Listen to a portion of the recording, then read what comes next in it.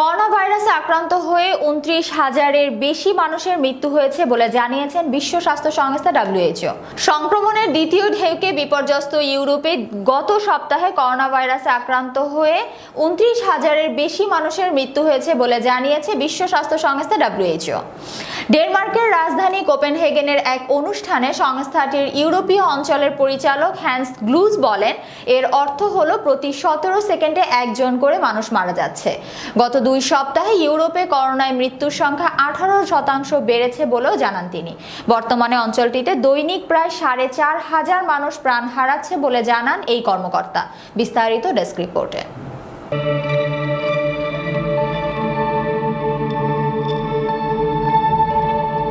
প্রথম দফা সংক্রমণের প্রভাব সামাল দিতে থাকা ইউরোপীয় দেশগুলোতে নতুন করে বাড়ছে করোনায় আক্রান্ত ও মৃতের সংখ্যা।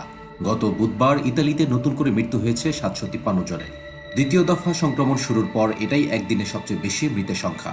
আর পোল্যান্ডে টানা দ্বিতীয় দিনের মতো রেকর্ড সংখ্যক মৃত্যু নথিবদ্ধ হয়েছে। বৃহস্পতিবার দেশটিতে মৃত্যু হয়েছে ৬৩৭ জনের।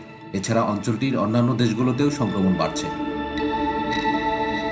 আর তার প্রভাব পড়ছে অঞ্চলটির দেশগুলোর স্বাস্থ্য ব্যবস্থার উপর। বিশ্ব স্বাস্থ্য সংস্থা WHO ইউরোপীয় অঞ্চলের পরিচালক হ্যান্স ক্লুজ জানান, টানা গত ১০ দিন ধরে ফ্রান্সের নিবিড় পরিচর্যা কেন্দ্রগুলোর ৯৫%-এর বেশি পূর্ণ রয়েছে।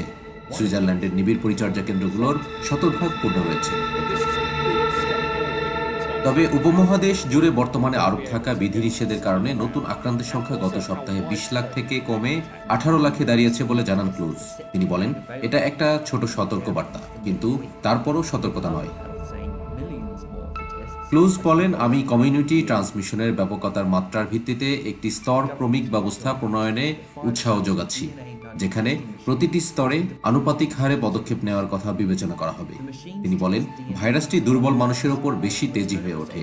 সন্দেহজনক পরিস্থিতি কিংবা সিদ্ধান্ত নিতে সরকার দেরি করলে এটা আরও মারাত্মক হয়ে ওঠে। সাম্প্রতিক লকডাউনে বেশিরভাগ ইউরোপীয় দেশ স্কুল খোলা রাখার প্রতি ইঙ্গিত করে WHO কর্মকর্তা ক্লুজ বলেন, এসব দেশকে অবশ্যই নিরাপদ শিক্ষা নিশ্চিত করতে হবে। করোনার ২টি ভ্যাকসিন কার্যকর হওয়ার খবর নতুন মাত্রা যোগ করেছে জানিয়ে তিনি বলেন, ভ্যাকসিন কোভিড-১৯ সম্পূর্ণ থামাতে পারবে না, আর আমাদের সব প্রশ্নের জবাবও দিতে পারবে না। তারপরও ভাইরাসটি মোকাবেলার লড়াইয়ে এটি চরম আশা জাগিয়েছে। ইউরোপীয় অঞ্চলে WHO শীর্ষ কর্মকর্তা সতর্ক করে দিয়ে বলেন, ভ্যাকসিন কোনো রূপালী বুলেট নয়, কেননা এগুলোর সরবরাহ এবং বিতরণ হবে সীমিত, বিশেষ করে প্রাথমিক অবস্থায়। ক্লুজ বলেন, আমরা জানি আসন্ন শীতকালে ভ্যাকসিন পেতে বিলম্ব হয়ে যাবে, ফলে আমাদের সত্যিকার অর্থে যৌথভাবেই কঠোর হতে হবে, আর যেসব পদক্ষেপে কাজ হচ্ছে বলে জানতে পারছি সেগুলো দীর্ঘমেয়াদে বাস্তবায়ন করতে হবে। নিজে আশাবাদী থাকার কথা জানিয়ে WHO এই পরিচালক বলেন, তারপরও আমাদের খুবই সতর্ক থাকতে হবে, কারণ আমরা দেখতে পেয়েছি স্বাস্থ্য ব্যবস্থা খুব দ্রুতই ভেঙে পড়তে পারে। ডেস্ক রিপোর্ট, বিশ্ব বাংলা 24।